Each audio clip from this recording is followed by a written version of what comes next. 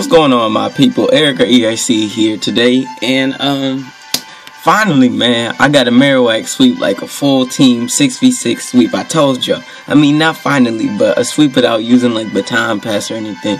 And the video may be kind of long, just cause like I had Marowak out, but then at times I switched him out to use other things as death fodder, right?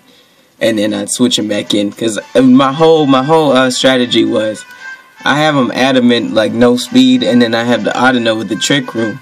And I shouldn't have brought another trick roomer, but this guy just challenged me on battle spot, right?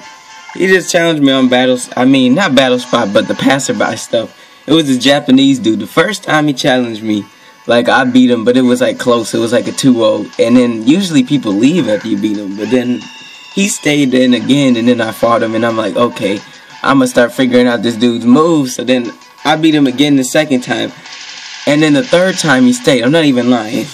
I did beat him the second time too. Third time he stayed in. Sorry, camera not focused. One sec. All that happens here is that the thing goes, Star Raptor goes for a close combat.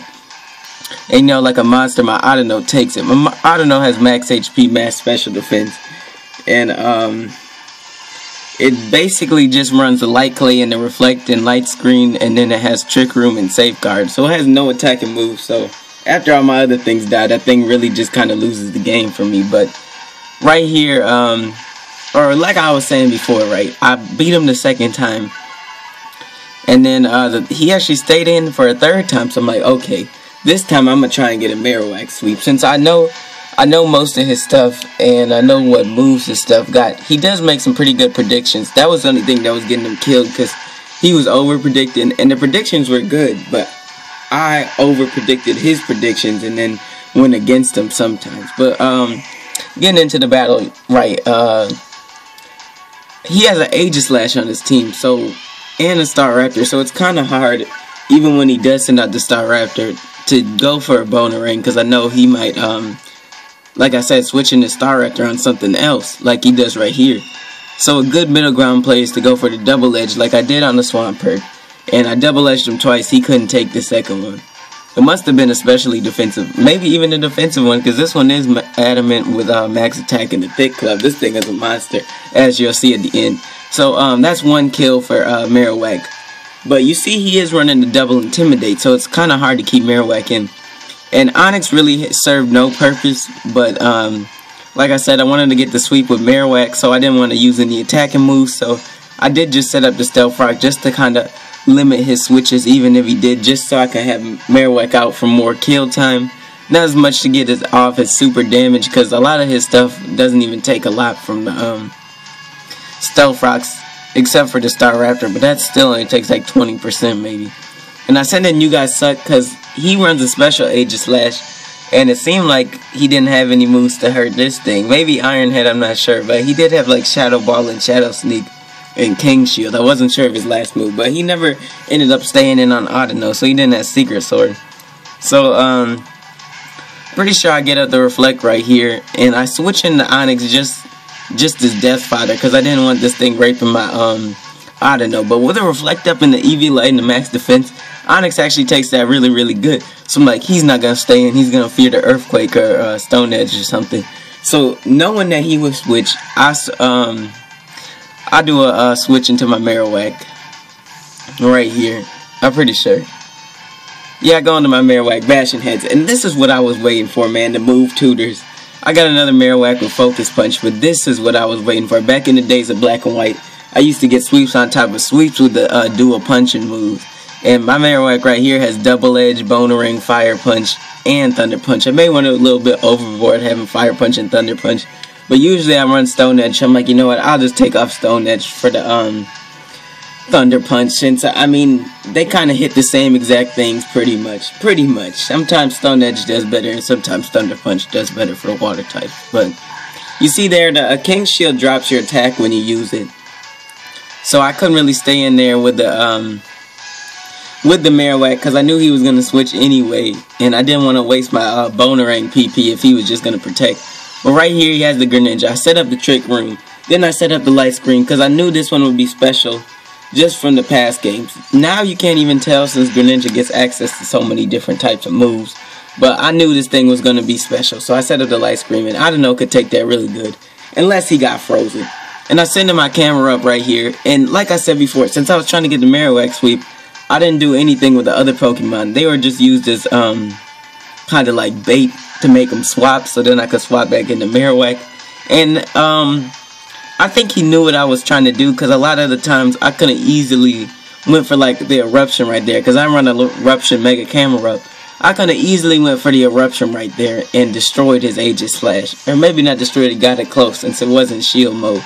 But you see here, I caused a switch because he already used up his one King shield, so he doesn't want to risk it. This is what I hate. People want to go into Greninja like Greninja can somehow magically not take the take the ground move. But maybe it was just Deathfather, but he got destroyed. I was surprised he didn't go into the Staraptor right there, because usually I do go for Bonerang when it's obvious. Most of the time. I know he's going to switch, and then I feel dumb for it after. But I go for Bonerang every time it's a good opportunity on this dude. But that time he didn't switch out to Staraptor for some reason. And then, I mean, maybe it was the Stealth Rock's play. And you see the Grass Knot just absolutely obliterates my thing. That's what he had before. Because when I fought him before, I was fighting him with Marowak. I'm like, alright, he can't really get me because I had like the Reflect up right with the close combat. But then he pulls out the Grass Knot. But it doesn't do really a lot to Marowak. Right here, he tears me down, but I'm like, you know what? I don't know, just might live. Because this Infernape didn't have a life orb or anything on their choice band. So, he couldn't really kill the, I don't know.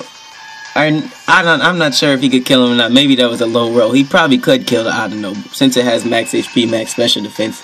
But I already knew that, I set up my Trick Room and I go into Behem just to bait him out since I have the Psychic on Behem.